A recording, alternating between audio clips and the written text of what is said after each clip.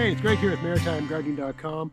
I recently did a video about keeping root vegetables underneath a plastic dome like this, transparent plastic. I got 2 layers of plastic here. In this case, it's parsnips, and why that's a useful way to store your some root vegetables if they can take the cold over the winter, as opposed to other storage methods.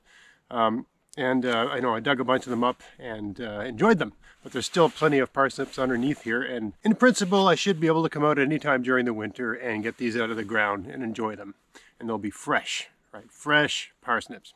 I'm really lucky because I got great viewers, and sometimes one of them asks a whole bunch of really great questions that I can easily wrap a video around, and that's what one of my viewers have done. So I'm going to answer these questions in video form, because every one of these questions, well, not every one, but many of them have this sort of it depends type answer, so it's going to take a little bit of work to answer some of them. So let's get into it. So the first question was, do you have to take mulch off to thaw the soil? So when I initially put this dome on, the soil was frozen about 3 inches deep, right? It's very rainy here where I live, Nova Scotia, Canada, and the soil can get saturated with water, and then it freezes and it almost becomes like a concrete. It took about 2 weeks to thaw that out. Now, ideally, I should have had the dome on before it even froze, but I didn't, and that's just the way things go sometimes. Anyway, do you have to take the mulch off to thaw the soil? No, you don't have to, but it'll work better. I mean, what are you doing with a setup like this, where you've got transparent plastic? You're allowing the sun's radiation to come through the plastic and affect the soil. You're trying to thaw the soil. You want the sun to actually be shining on the soil. It'll thaw faster. If the sun's shining on a bunch of leaves, let's say at your mulch, it's going to warm that up, right? I mean, the sun will have a warming effect. You will create a microclimate within the bed. And eventually, if you get enough sun over enough days and it's not too cold, it will thaw it out. But if you want to thaw the soil out quickly, faster, you want nothing on. You want the soil bare, really, because that way the sun can actually start. Just like you know, what would heat your skin up faster? The sun shining on your skin, or the sun shining on a shirt over your skin? Of course, it's the sun on your skin that's going to heat it up more, right? So it's that sort of thing. Any layer is going to insulate, protect the soil from the sun's rays, and all of that radiation won't be affecting the soil. It'll just be affecting the area, which will thaw eventually.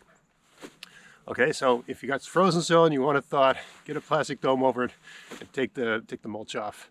You can put the mulch back on once it's thawed. Once it's thawed, it should stay thawed. I think there's questions about this, so I'm getting ahead of myself here. So let's go on to the next question.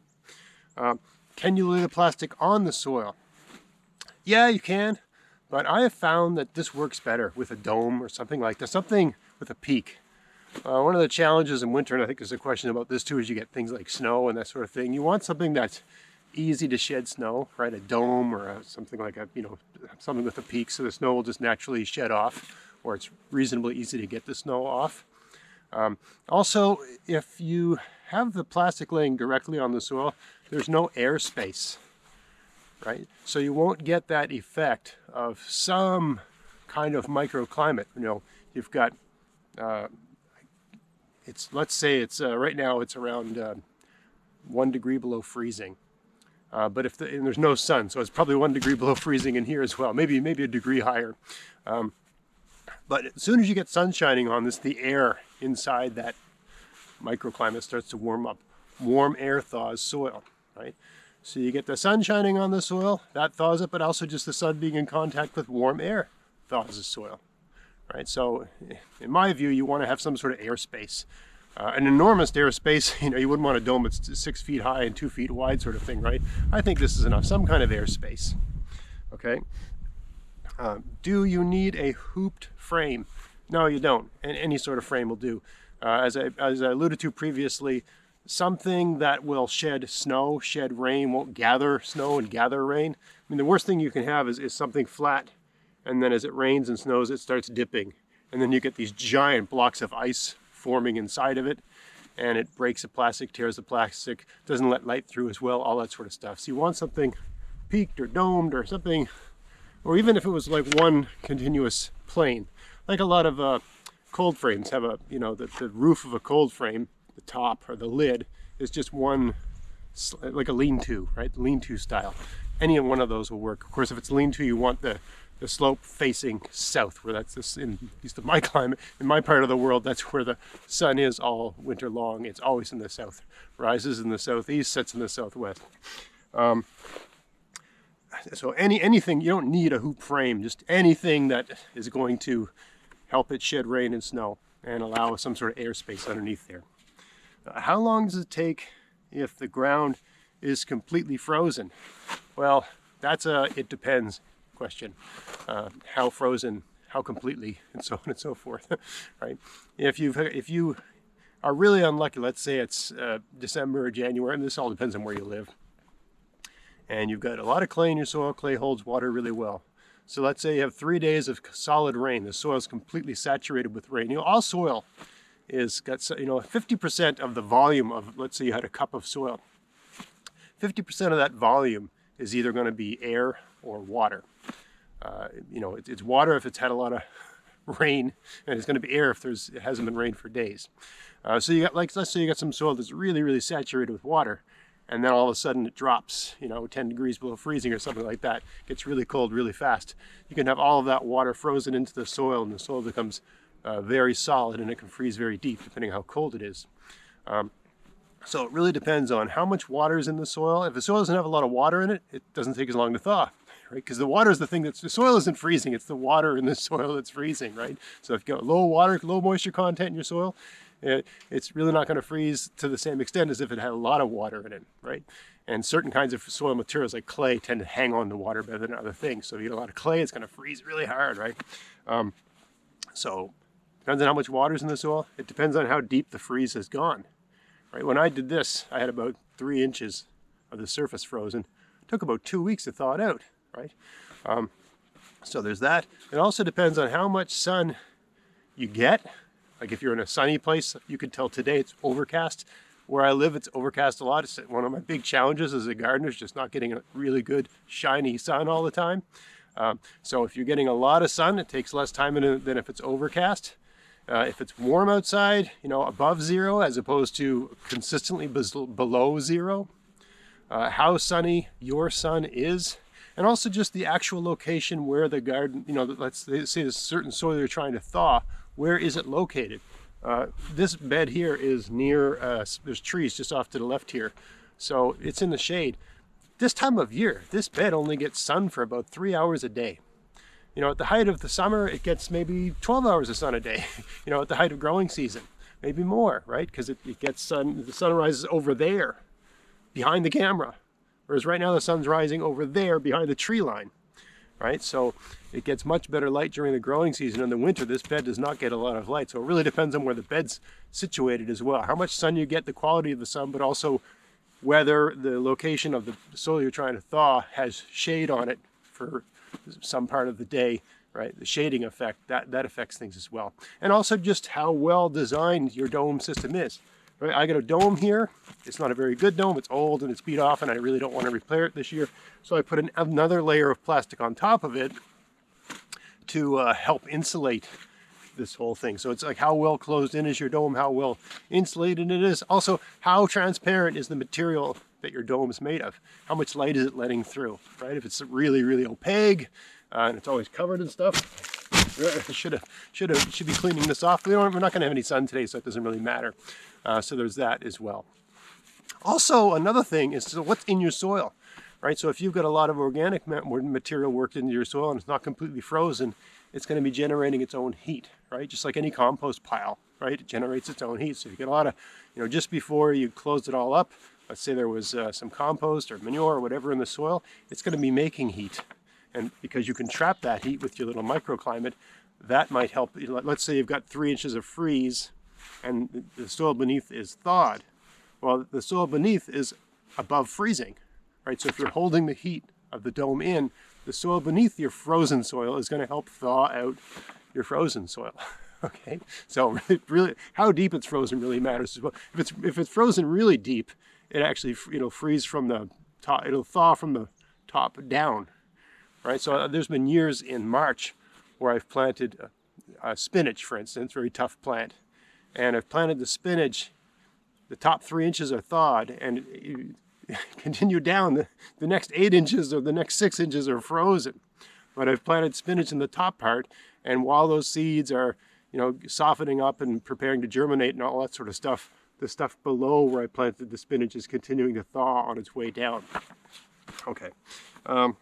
So how long does it take if the ground is completely frozen?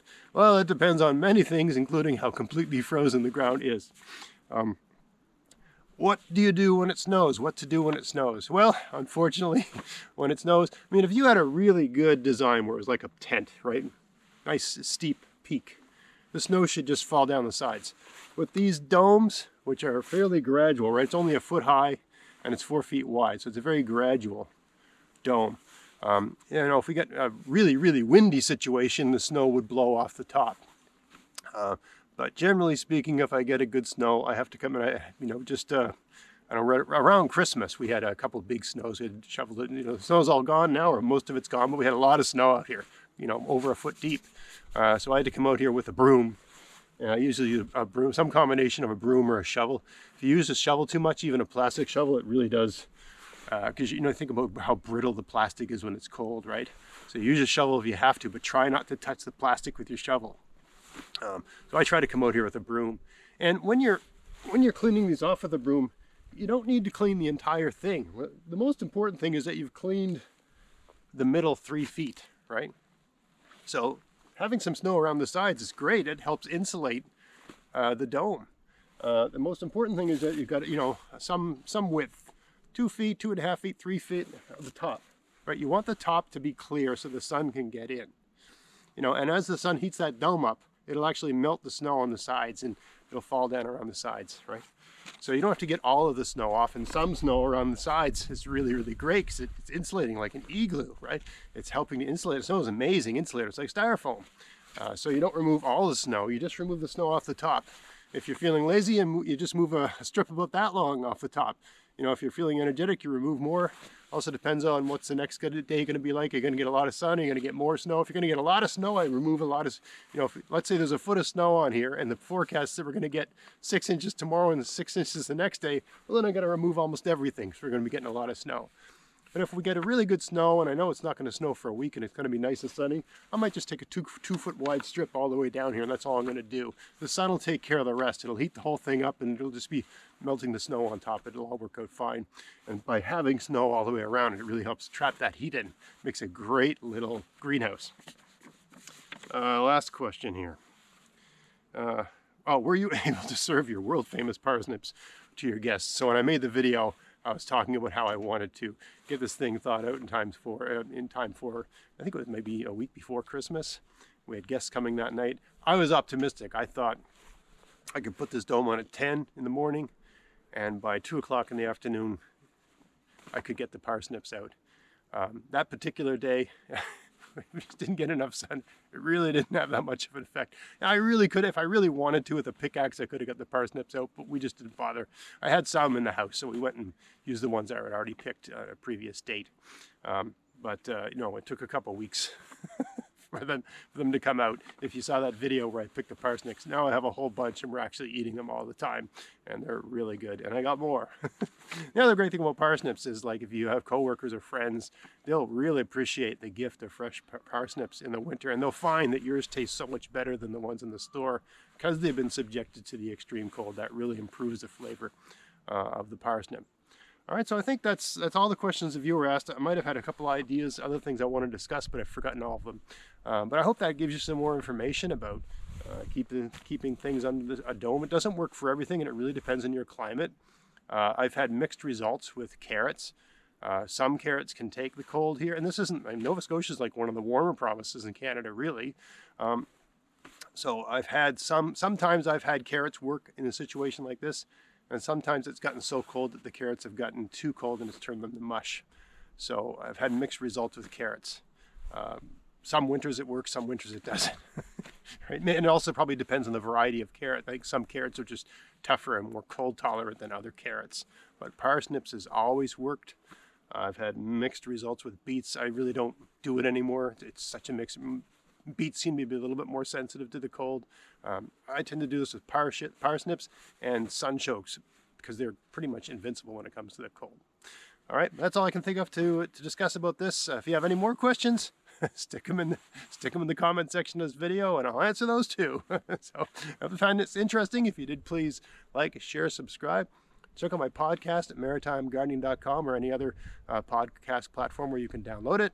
Check out my weekly article at maritimegardening.substack.com. I write around 1,000-word article every single week. Try to release around Tuesday. Sometimes that happens on Wednesday or Thursday. It depends on how busy I'm in my personal life, but I always shoot for Tuesday.